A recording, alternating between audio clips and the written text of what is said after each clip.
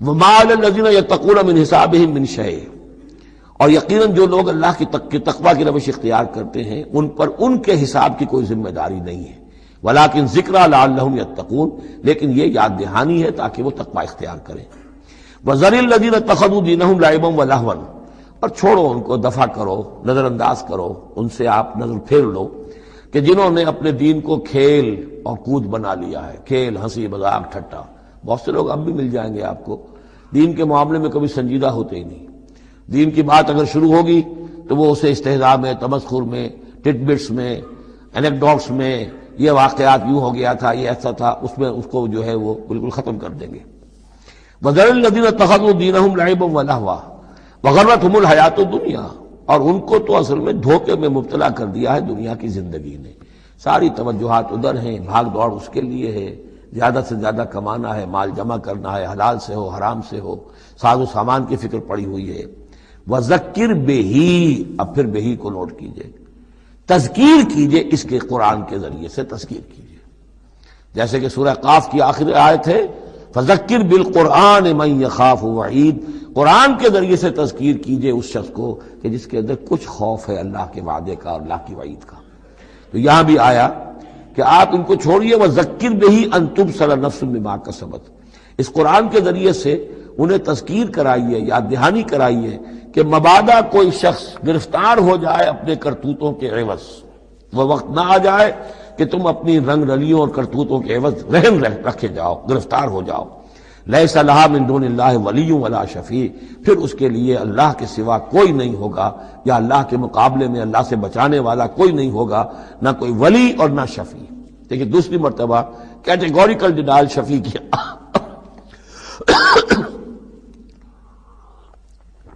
آیت الکرسی کے ضمن میں عرض کر چکا ہوں، بیشتر مقامات پر قرآن مجید میں کیٹیگوریکل ڈینائل ہے، کوئی شفاعت نہیں۔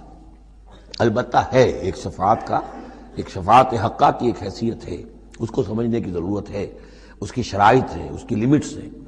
اگر ان شرائط اور لیمٹ سے آزاد کر دیں گے تو پھر یہ ہے کہ وہ شفاعت کا جو تصور ہے ایمان بالآخرت کی نفی کر دے گا، پھر کوئی فائدہ ہی نہیں، ڈر کا آئے گا۔ جب چھڑوانے والے ہیں جو چاہو کرو، جو بھی کچھ ہے، لیکن تیرے محبوب کی امت میں ہے، شرابی ہیں، زانی ہیں، بدماش ہیں، چور ہیں، ڈاکو ہیں، حرام خور ہیں، غبن کرتے ہیں، جو بھی کچھ ہے، لیکن تیرے محبوب کی امت میں ہے، تو اگر تو اسی پر کوئی معاملہ طے ہونا ہے تو خام خواہ کاہے کو آدمی ہاتھ روکے؟ بابر بعیش کوش کے عالم دوبارہ نیست، پھر تو جو عیش کر سکتے ہو کرو، جہاں آج پڑتا ہے کیوں روکتے ہو؟ تو سیدھی سیدھی بات ہے۔ لیس لہا من دون اللہ ولی ولا شفیع وَإِن تَعْدِلْ كُلَّ عَدْلٍ، یہ وہی عدل آ گیا، اور اگر فدیہ دینا چاہیں کل کا کل فدیہ، لا یؤخذ منہا، نہیں قبول کیا جائے گا۔ وَاتَّقُوا يَوْمًا لَا تَجْزِي نَفْسٌ عَن نَفْسٍ شَيْئًا وَلَا يُقْبَلُ مِنْهَا شَفَاعَةٌ وَلَا يُؤْخَذُ مِنْهَا عَدْلٌ وَلَا هُمْ يُنصَرُونَ، یہ دو مرتبہ سورہ بقرہ میں آ چکا ہے۔ اولئک الذین ابسلوا بما کسبوا، یہ لوگ تو اب گرفتار ہو چکے ہیں اپنی کرتوتوں کے عوض، اب یہ رہن ہے۔ لہم شراب من حمیم، ان کے لیے تو ہے پینے کے لیے تو کھولتا ہوا پانی، وعذاب علیم بما کانوا یکفرون، اور دردناک عذاب ہوگا ان کے کفر کی پاداش میں۔ قل اندعو من دون اللہ ما لا ينفعنا ولا يضرنا، اے نبی ان سے کہیے کیا ہم پکاریں اللہ کو چھوڑ کر ان چیزوں کو جو نہ ہمیں نفع پہنچا سکتی ہے نہ نقصان؟ یہ بت کیا نفع پہنچائیں گے تمہیں، کیا نقصان پہنچائیں گے؟ خود اپنی حفاظت کر نہیں سکتے، اپنی مکھیاں اڑا نہیں سکتے، ان کو پکارتے ہو، ان کے سامنے سجدے کرتے ہو، ان کو متھے ٹیکتے ہو۔ اندعو من دون اللہ ما لا ينفعنا ولا يضرنا، خیر بت کی بات تو ہو گئی بہت ہی واضح، باقی بھی اس کائنات کے اندر کوئی کسی کے لیے نہ خیر کے پر قدرت رکھتا ہے نہ شر پر، الا باللہ،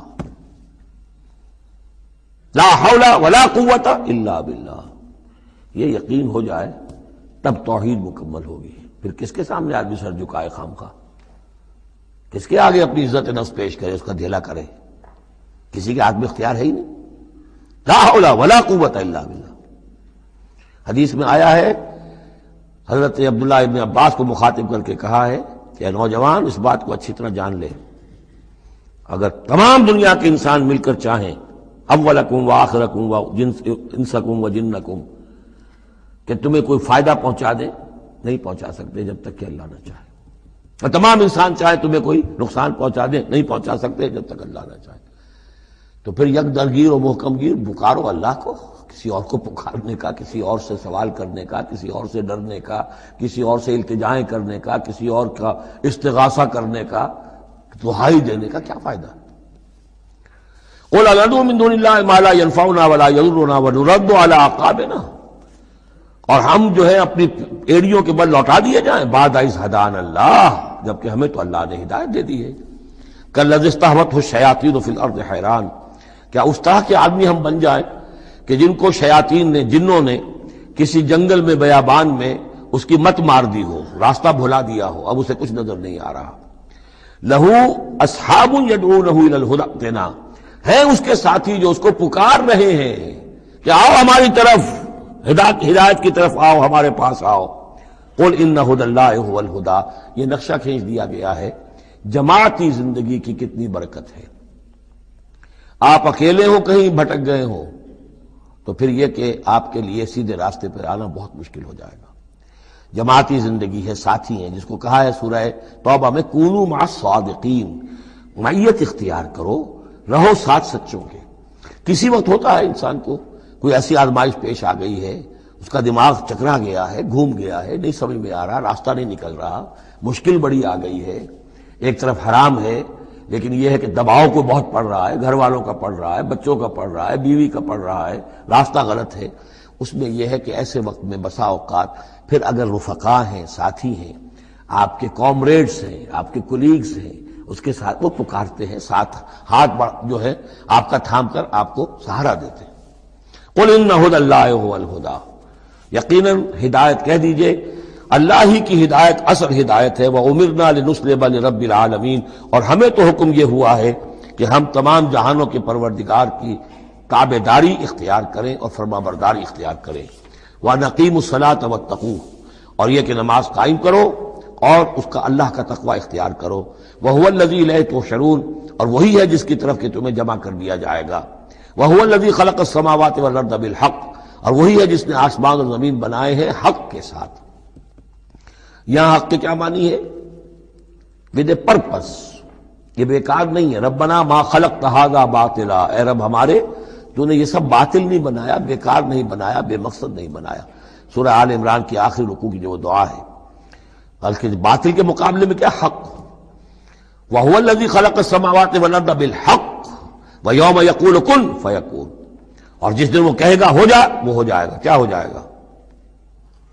جب وہ چاہے گا اس کائنات کو لپیٹ بھی دے گا، اسی نے بنایا ہے حق کے ساتھ، اور اس کو اسی کے حکم سے لپٹ جائے گی۔ آگے چل کر آئے گا یوم نطوی السماء کطی السجل للکتب، جس دن کہ ہم تمام خلاؤں کو اور فضاؤں کو اور آسمانوں کو، ان سب کو ایسے لپیٹ دیں گے جیسے کہ تم کتابوں کا تومار لپیٹ لیتے ہو۔ والسماوات مطویات بیمینہ، تمام یہ خلا اور سما یہ سب اللہ کے داہنے ہاتھ میں لپٹے ہوئے ہوں گے۔ قولہ الحق، اس کا فرمانا ہی حق ہے۔ اس کا کیا معنی ہے؟ صرف اس کا کہہ دینا کن، بس، اسے کسی اور شے کی ضرورت نہیں ہے، کوئی ذریعہ، کوئی میٹر، کوئی انرجی، کچھ نہیں۔ قولہ الحق، اس کا فرمانا ہی برحق ہے، اس کا کہہ دینا ہی برحق۔ کن فیکون، یوم یقول کن فیکون قولہ الحق، وَلَهُ الْمُلْكُ يَوْمَ يُنفَخُ فِي الصُّورِ، اور اسی کے لیے ہوگی بادشاہی اس دن جس دن کے سور میں پھونکا جائے گا۔ اگرچہ حقیقت میں تو بادشاہی اب بھی اسی کی ہے، لیکن ابھی جھوٹے سچے بادشاہ بیٹھے ہوئے ہیں۔ ابھی شاہ فہد صاحب بھی براجمان ہیں، اور بھی شاہ بھی اور کوئی ہوں گے، حسن بھی ہیں، حسین بھی ہیں، وہ شاہ بھی ہیں اور بھی ہیں، ملکہ بھی ہیں۔ یہ سب جو ہیں یہ سب نسیہ منسیہ ہو جائیں گے۔ لمن الملک اليوم للہ الواحد القہار، معلوم یہ کہ اب بھی اگرچہ بادشاہی اسی کی حقیقت میں، لیکن یہ جھوٹے سچے ڈرامے والے خدا جو ہیں کچھ نہ کچھ بیٹھے نظر آتے ہیں بادشاہ۔ وَلَهُ الْمُلْكُ يَوْمَ يُنفَخُ فِي الصُّورِ، عالم الغیب، وہ تمام غیب کا جاننے والا، والشہادہ، اور کھلی باتوں کا جاننے والا، وَهُوَ الْحَكِيمُ الْخَبِيرُ، اور وہ کمال حکمت والا اور ہر شے سے باخبر۔ وَإِذْ قَالَ إِبْرَاهِيمُ لِأَبِيهِ آزَرَ، اب اس میں آپ دیکھیں گے اس سورہ مبارکہ میں حضرت ابراہیم کا ذکر ہے، اور پھر ان کی نسل کے بعد انبیاء کرام کا ذکر ہے۔ ایک گلدستہ تو ہم پڑھ آئے ہیں سورہ نساء کے آخر میں، وہاں 13 انبیاء اور رسل کے نام آئے تھے۔ یہاں اس سے ذرا بڑا گلدستہ آئے گا، یہاں پہ 17 انبیاء اور رسل کے نام آئیں گے۔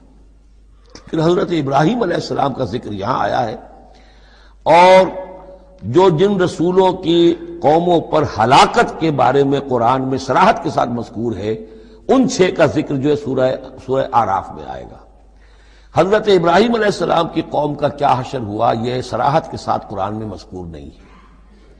جو قوم نوح کے ساتھ، ہود کے ساتھ، قوم صالح کے ساتھ، قوم شعیب کے ساتھ ہوا، تو حضرت ابراہیم علیہ السلام کے معاملے کو علیحدہ نکال لیا ہے، وہ سورہ انعام میں، اور باقی جو ہے نوح، ہود، صالح اور شعیب، لوط اور موسیٰ، ان کا ذکر جو ہے وہ آپ کو ملے گا سورہ اعراف میں، اس لیے کہ ان کا معاملہ ایام اللہ کا ہے۔ تو فذکرہم بایام اللہ، التذکیر بآلاء اللہ اس میں ہے، التذکیر بایام اللہ اس میں ہے، لہذا یہاں حضرت ابراہیم کا ذکر ہے۔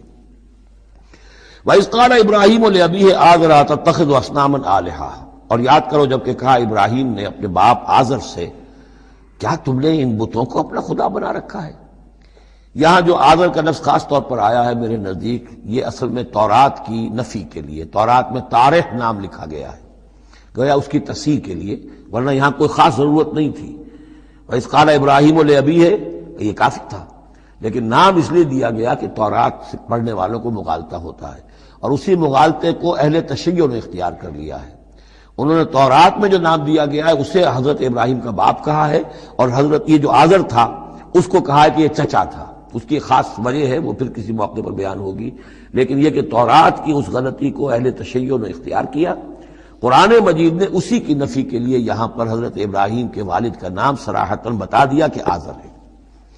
وَإِذْ قَالَ إِبْرَاهِيمُ لِأَبِيهِ آزَرَ، اور یاد کرو جب کہ کہا تھا ابراہیم نے اپنے باپ آزر سے، أَتَتَّخِذُ أَصْنَامًا آلِهَةً، کیا آپ نے ان بتوں کو اپنا الہ بنایا ہوا ہے؟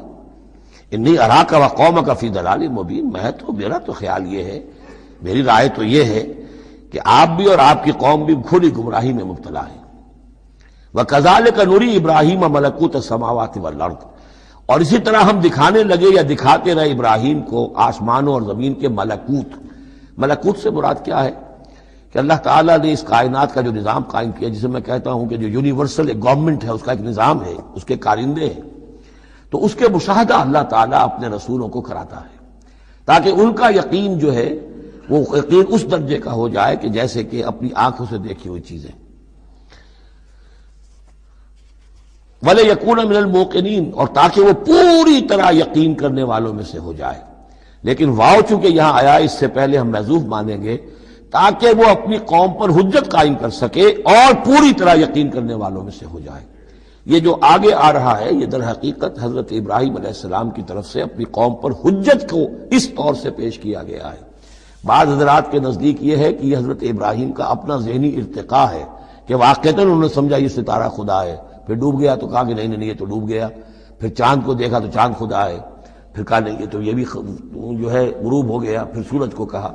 تو یہ بات اصل میں بعض حضرات کی رائے ہے یہ، اور الفاظ سے کچھ متبادر بھی ہوتا ہے، لیکن یہ ہے کہ زیادہ صحیح رائے جس سے کہ آگے آ جائے گا وَتِلْكَ حُجَّتُنَا آتَيْنَاهَا إِبْرَاهِيمَ عَلَىٰ قَوْمِهِ، تو معلوم ہوتا ہے کہ یہ اصل میں حضرت ابراہیم علیہ السلام نے حجت قائم کرنے کے لیے یہ تدریج اختیار کی اپنی قوم کو سمجھانے کے لیے۔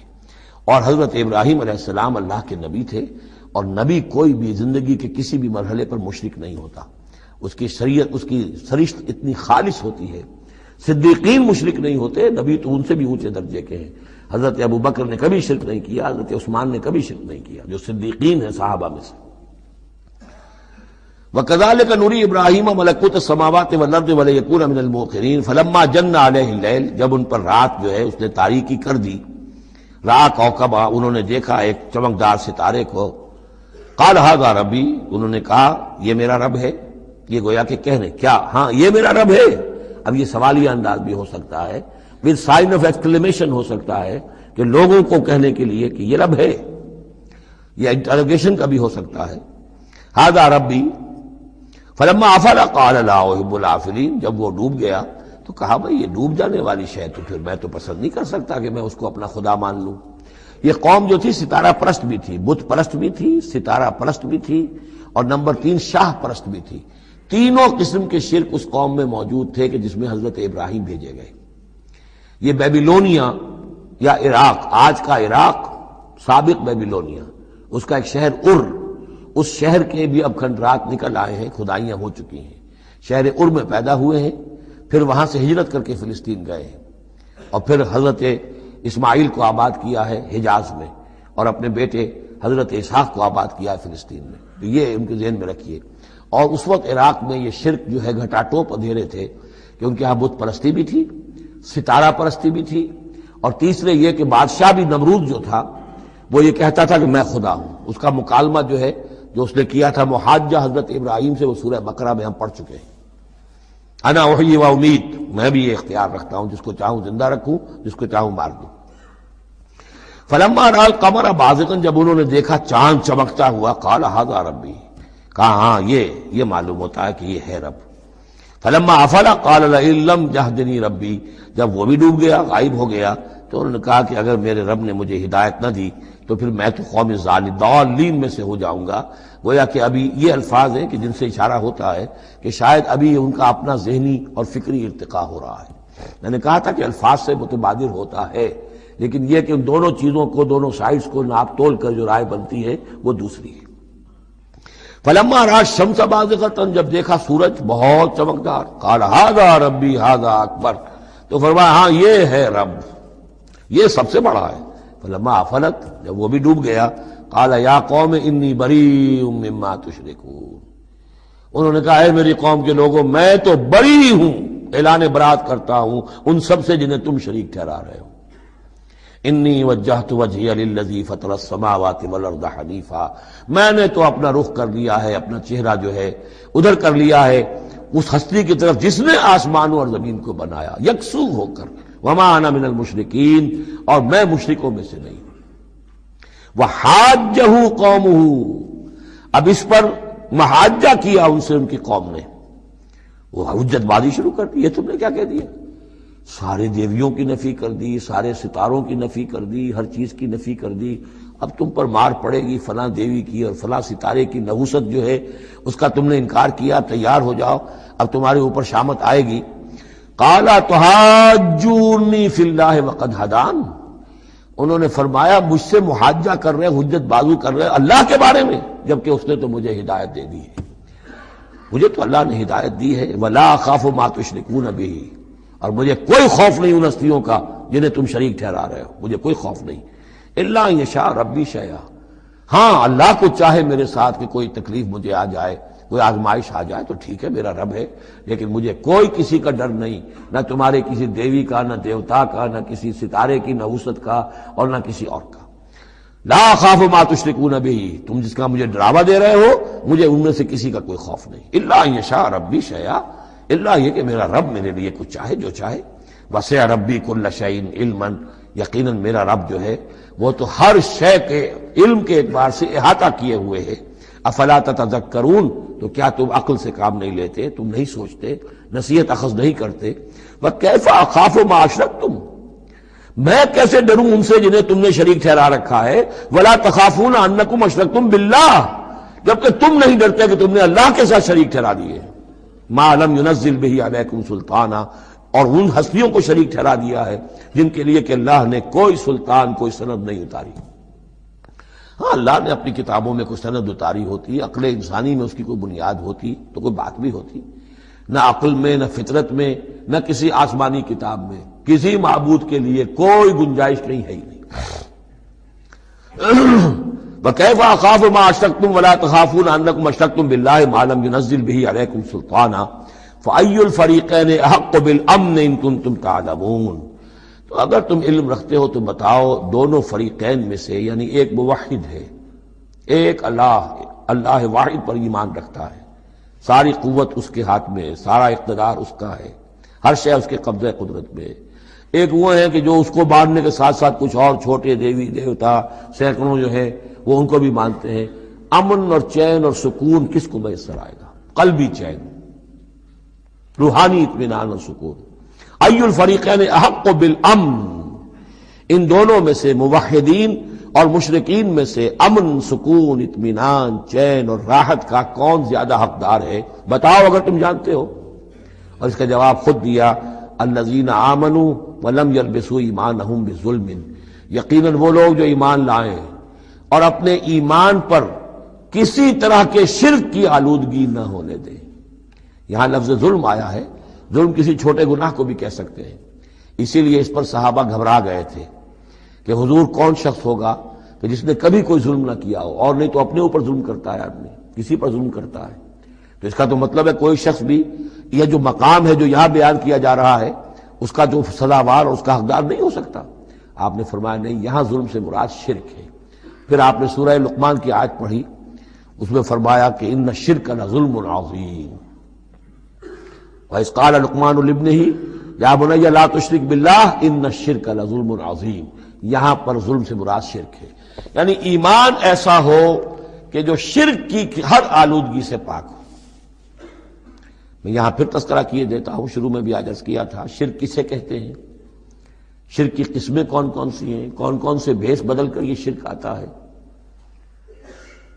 باہر رنگے کے خواہی جامہ می پوش، من اندازے قدت را می شناسم، تم چاہے کسی بھی رنگ کا لباس پہن کے آ جاؤ، میں تمہیں تمہارے قد سے پہچان لوں گا۔ تو قد سے پہچاننا جو ہے شرک کا آسان نہیں ہے، بھیس بدلتا ہے یہ، اس کے لیے ضروری ہے۔ اور آج کے دور میں شرک کس کس شکل میں موجود ہے اس کا سمجھنا بہت اہم ہے۔ اس موضوع پر میرے 6 گھنٹے کے کیسٹس موجود ہیں۔ الذین آمنوا ولم یلبسوا ایمانہم بظلم، یقیناً وہ لوگ جو ایمان لائے اور جنہوں نے اپنے ایمان میں کسی بھی نوع کے شرک کی آمیزش نہ ہونے دی، اولئک لہم الامن وہم مہتدون، ان کے لیے ہے امن اور وہی ہوں گے راہیاب۔ یہ امن اور ایمان اور اسلام اور سلامتی کا جو آپس میں تعلق ہے لفظی اعتبار سے، وہ اس دعا میں بہت نمایاں ہو جاتا ہے کہ جو حضور ہر نیا جو چاند دیکھتے تھے ہر مہینے کا جو دعا مانگتے تھے، اللہم اہلہ علینا بالامن والایمان والسلامت والاسلام، اے اللہ یہ مہینہ جو شروع ہو رہا ہے اس نئے چاند کے ساتھ، ہلال کے ساتھ، اسے ہم پر طلوع فرما امن اور ایمان کے ساتھ اور سلامتی اور اسلام کے ساتھ۔ تو یہ بڑا گہرا ربط ہے ان الفاظ کے اندر۔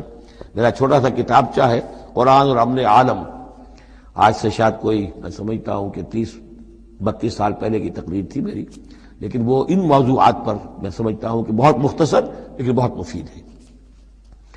فرمایا وَتِلْكَ حُجَّتُنَا آتَيْنَاهَا إِبْرَاهِيمَ عَلَىٰ قَوْمِهِ، اس کا میں حوالہ دے رہا تھا۔ یہ پوری سرگوش بیان کر کے اب فرمایا یہ ہماری وہ حجت تھی جو ہم نے ابراہیم کو عطا کی اس کے قوم کے خلاف۔ یہ سارا محاجہ حضرت ابراہیم اپنی قوم سے کر رہے تھے۔ بظاہر اس کو توریہ کہتے ہیں، ایک ہوتا ہے جھوٹ بولنا، ایک ہوتا ہے توریہ۔ توریہ یہ ہے کہ آپ کہیں کوئی بات ایسی کہ جو جھوٹ تو نہیں ہے لیکن جس سے سننے والا مغالطے میں مبتلا ہو جائے۔ مثلا حضرت شیخ الہند رحمۃ اللہ علیہ کا واقعہ ہے، جس زمانے میں ان کے وارنٹ نکلے ہوئے تھے اور وہ حرمین شریفین میں تھے، مکہ مکرمہ میں تھے، وارنٹ نکلا ہوا ہے اور شریف حسین والی مکہ جو ہے اس کے سپاہی ڈھونڈتے پھر رہے ہیں کہ کہاں ہے وہ مولوی ہندوستانی جو ہے جو باغی ہے انگریزوں کا، اس کو پکڑا جائے۔ اب یہ ایک جگہ پر یہ کہیں کھڑے ہوئے تھے تو ایک شرطے نے آ کر جو وہاں کا سپاہی تھا پوچھا ان کے بارے میں محمود الحسن کو جانتے ہو؟ کہ جی ہاں جانتا ہوں۔ وہ کہاں ہے؟ محمود الحسن کہاں ہے؟ تھوڑا سا 2 قدم پیچھے ہٹ کے کہا ابھی یہیں تھے۔ جھوٹ تو نہیں بولا نا، 2 قدم پیچھے ہٹ کر کہا ابھی یہیں تھے، بالکل سچ بولا۔ اس نے سمجھا ابھی یہیں تھے، دوڑا ادھر دوڑ گیا اپنے نکل گئے۔ اس کا نام ہے توریہ۔ یہ جھوٹ بھی نہیں ہے لیکن یہ کہ سننے والے کو مغالطہ بھی ہو گیا۔ اصل میں حضرت ابراہیم علیہ السلام کے کلام میں یہ توریہ کا انداز جو ہے وہ بہت ہے، تاکہ لوگوں کو جیسے جب بتوں کو سب کو توڑ دیا تو کہا کہ اس نے توڑا ہوگا، یہ جو بڑا ہے جو صحیح سالم کھڑا ہوا ہے بڑا بت، اور تیشہ بھی جو ہے جس سے توڑا تھا سب کو وہ اس کی گردن میں لگا دیا کہ یہ جو ہے جو آلہ ہے، آلہ واردات بھی اسی کے پاس سے برآمد ہو رہا ہے اور یہ سالم ہے، باقی سب ٹوٹ گئے ہیں، تو قرائن کی شہادت بھی ہے کہ یہی ہے، پکڑو اس کو۔ تو یہ ہوتا ہے ان کو سمجھانے کے لیے کہ وہ سوچیں، دروں بینی پر آمادہ ہو جائیں۔ تو یہ ہے میرے نزدیک ان آیات کا محل یہ ہے۔ وَتِلْكَ حُجَّتُنَا آتَيْنَاهَا إِبْرَاهِيمَ عَلَىٰ قَوْمِهِ، اور یہ ہماری وہ دلیل تھی جو ہم نے عطا فرمائی ابراہیم کو اس کی قوم کے خلاف۔ نرفع درجات من نشاء، ہم بلند کرتے ہیں درجے جن کے چاہتے ہیں. اب ظاہر بات ہے یہاں کہنے کا مقصد یہ ہم نے ابراہیم کے درجے بہت بلند کیے. ان ربک حکیم علیم، یقیناً تیرا رب حکیم اور علیم ہے. وَوَهَبْنَا لَهُ اسحاق وَيَعْقُوبَ، اب وہ گلدستہ شروع ہو رہا ہے. اور ہم نے اسے عطا فرمایا اسحاق جیسا بیٹا، یعقوب جیسا پوتا. کلن ہدینا، سب کو ہم نے ہدایت دی. وَنُوحًا ہدینا من قبل، اور نوح کو ہم نے ہدایت دی تھی ان سے بھی پہلے. ومن ذریتہ، اور ان کی اولاد میں سے، حضرت ابراہیم کی اولاد میں سے، داؤد و سلیمان و ایوب و یوسف و موسیٰ و ہارون. کیسے کیسے عظیم نبی ہم نے اٹھائے. داؤد جیسا بادشاہ، سلیمان جیسا بادشاہ، ایوب اور یوسف اور موسیٰ اور ہارون. وکذالک نجزی المحسنین، اسی طرح ہم بدلہ دیتے ہیں محسنین کو. یہ لوگ ظاہر بات ہے کہ ایمان کی اس بلند ترین منزل پر فائز تھے جس کو ہم پڑھا ہے سورہ مائدہ میں کہ ثم اتقوا واحسنوا واللہ یحب المحسنین. وزکریا و یحییٰ و عیسیٰ و الیاس، مزید برآں زکریا جیسے نبی، یحییٰ جیسے نبی، عیسیٰ علیہ السلام و الیاس کل من الصالحین، یہ سب کے سب نیک بختوں میں سے تھے. و اسماعیل و الیسع و یونس و لوطا، اور اسماعیل اور الیسع اور یونس اور لوط. وکلا فضلنا علی العالمین، سب کو ہم نے تمام جہان والوں پر فضیلت دی. ومن آبائہم، اور ان کے آباء و اجداد میں سے بھی. وذریاتہم، اور ان کی نسلوں میں سے بھی. واخوانہم، اور ان کے بھائیوں میں سے بھی. واجتبیناہم، ہم نے ان کو چن لیا، پسند کر لیا، سلیکٹ کر لیا. وہدیناہم الی صراط مستقیم، اور ہم نے ان کو ہدایت دی سیدھے راستے کی طرف. ذالک ھدی اللہ یہدی بہ من یشاء من عبادہ، یہ اللہ کی وہ ہدایت ہے جس کی وہ ہدایت بخشتا ہے جس کو چاہتا ہے اپنے بندوں میں سے. وَلَوْ أَشْرَكُوا، اور اگر بالفرض وہ بھی شرک کرتے، لَحَبِطَ عَنْهُمْ مَا كَانُوا يَعْمَلُونَ، ان کے بھی سارے اعمال حبط ہو جاتے. شرک اتنی بری شے، اتنے اونچے اونچے مراتب، اتنے اعلیٰ اعلیٰ مقامات، اللہ کی محبوب شخصیتیں، اولو العزم پیغمبر اور یہ عظیم انبیاء. لیکن بالفرض یہ سمجھانے کے لیے، ظاہر بات ہے کوئی امکان نہیں تھا کہ وہ شرک کرتے، لیکن ہمیں سمجھانے کے لیے شرک وہ شے ہے. ان اللہ لا یغفر ان یشرک بہ ویغفر ما دون ذلک لمن یشاء ولو اشرکوا لحبط عنہم ما كانوا یعملون، اگر وہ شرک کرتے تو ان کے بھی تمام اعمال حبط ہو جاتے. اولئک الذین آتیناہم الکتاب والحکم والنبوۃ، یہ وہ لوگ ہیں جن کو ہم نے کتاب دی، اپنی حکمت اور شریعت سے نوازا، نبوت سے سرفراز فرمایا. وَإِن يَكْفُرْ بِهَا هَؤُلَاءِ، اور اگر کفران نعمت کریں یہ لوگ اس کی، یہ جو آیات اب اللہ تعالیٰ نے دی ہیں تمہیں اے محمد صلی اللہ علیہ وسلم، اگر یہ لوگ ان آیات کی اب ناشکری کر رہے ہیں، کفران نعمت کر رہے ہیں، اگر وہ ان سے فائدہ نہیں اٹھا رہے، ان کی روشنی سے اپنے دلوں کو منور نہیں کر رہے، فقد وکلنا بہا قوما لیسوا بہا بکافرین، تو ہم نے ایک اور قوم کو تیار کر رکھا اس کام کے لیے کہ وہ اس کی ناقدری نہیں کرے گی. یعنی یہ کہ مدینہ کے انصار انشاءاللہ اس کی قدر کریں گے. مکے کے یہ لوگ جو ہیں اگر ناقدری کر رہے ہیں محمد صلی اللہ علیہ وسلم، اور تمہاری باتیں جو ہیں اب تک 10-11 برس ہونے کو آ گئے ہیں، اس کے نتائج جو ہیں بڑے ہی کم سے کم یہ کہ مایوس کن نہیں تو دل شکن ضرور ہے. محمد جیسا مبلغ اور رسول اور داعی اور مربی اور مزکی اور معلم، اور 10-12 برس کی جد و جہد میں بمشکل 150-200 آدمی، پہلے 10 برس میں تو بمشکل 125 آدمی تھا. تو یہ ہے کہ اس اعتبار سے فَإِن يَكْفُرْ بِهَا هَؤُلَاءِ، اگر یہ لوگ کفران نعمت کر رہے ہیں ان کا، فقد وکلنا بہا، تو ہم نے کچھ مقرر کر دیے ہیں کچھ اور لوگ، قومن، ایک ایسی قوم، لیسوا بہا بکافرین، جو ان کی شاید جو اس کی ناشکری نہیں کریں گے. کچھ پتہ نہیں یہ ہماری جو دعوت رجوع القرآن ہے جو کہاں کہاں پھیل رہی ہے. پاکستان میں ٹی وی پر بینڈ ہے، میرا درس نہیں آ سکتا. انڈیا میں دوردرشن کبھی کبھی دکھا دیتا ہے، دلی سے خبر آ جاتی ہے کہ دوردرشن پہ میرے کبھی کیسٹ جو ہے ٹی وی کے درس دکھائے جا رہے ہیں. بامبے میں جو کیبل ٹی وی ہے، 8000 فیملیز ہیں جو ہر ہفتے 2 مرتبہ میرا درس قرآن دیکھ رہے ہیں کیبل ٹی وی پر. اور وہی لوگ ہیں کہ جنہوں نے چاہا ہے کہ اب ان کو ایسی اس کی ریکارڈنگ مل جائے کہ وہ اسے سیٹلائٹ کے اوپر لے جا سکے. اور یہ کہاں ہو رہا ہے؟ بھارت میں، دارالکفر میں. اور پاکستان میں کیا ہو رہا ہے؟ جو کچھ ہو رہا ہے وہ آپ کے سامنے ہے. تو اگر ناقدری کرنے والے ہیں، گرفتہ چینیاں، احرام مکی خفتہ در بتھا، چینیوں نے تو احرام باندھ لیے اور مکی جو ہے ابھی سویا ہوا ہے بتھا کی وادی کے اندر، ابھی اسے ہوش ہی نہیں ہے کہ وہ اٹھے وہ بھی احرام باندھے. تو یہ بہرحال یہ آیت بڑی اہم ہے اس اعتبار سے، آج کے دور میں خاص طور پر یہ ہے کہ کوئی مایوسی انسان کو ہونی نہیں چاہیے۔ ہمیں تو پتہ بھی نہیں ہے کہ کہاں کہاں یہ بات پھیل رہی ہے، ممکن ہی نہیں ہے مجھے معلوم ہو کہ میرے کیسٹ کہاں کہاں پہنچ گئے۔ وہ تو جہاں کہیں بھی جاتا ہوں، دیکھتا ہوں، سنتا ہوں، کوئی کہتا ہے میرے پاس 300 کیسٹ آپ کے ہیں، کوئی کو ملتا ہے میرے پاس اتنے کیسٹ آپ کے ہیں، میں سنتا ہوں۔ اب یہ دعوت پھیل رہی ہے، اب یہ میں نہیں کہہ سکتا کہ کس جگہ پر یہ جڑ پکڑے زمین کے اندر اور یہ انقلابی دعوت جو ہے قرآن کی وہ وہاں ایک تناور درخت بنے، ایک تحریک زبردست انقلابی اٹھے۔ فَإِن يَكْفُرْ بِهَا هَؤُلَاءِ فَقَدْ وَكَّلْنَا بِهَا قَوْمًا لَيْسُوا بِهَا بِكَافِرِينَ۔